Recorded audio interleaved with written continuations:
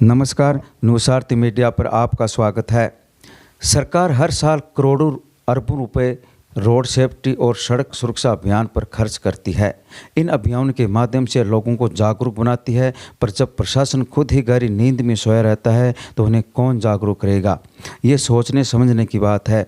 आज की इस खबर से आप यही देख सकते हैं कि सरकार और प्रशासन को जनता की कितनी चिंता है या नहीं। 4 लेन हाईवे सड़क पर सरपट दौड़ते वाहनों के बीच और लोडिंग चलती तूड़ी से भरी ट्रैक्टर ट्रॉलियां कई तरह के हादसे को निमंत्रण देती हैं।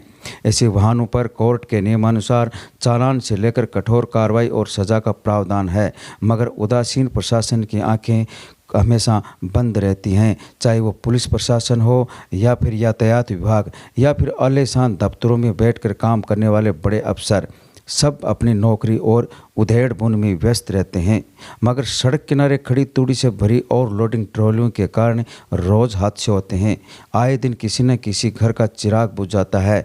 नावलगढ़ से झुंझुनू 4 लेन पर जगह जगह खड़ी इन तूड़ी से भरी ट्रॉलियों के कारण हर पल मौत मंडराती रहती है।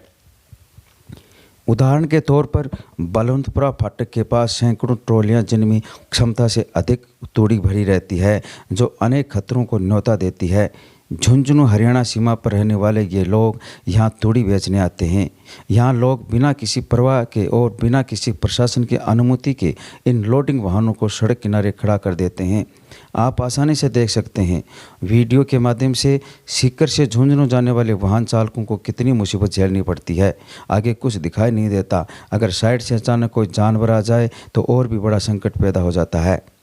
इन ट्रैक्टर ट्रॉलियों के सड़क पर खड़ा रहने से स्वाभाविक रूप से गाड़ी चलाने वाले ड्राइवर का कुछ पल के लिए ध्यान डाइवर्ट हो जाता है और वह दुर्घटना का शिकार बन जाता है। यहाँ बलवंतपुरा रेलवे फाटक है।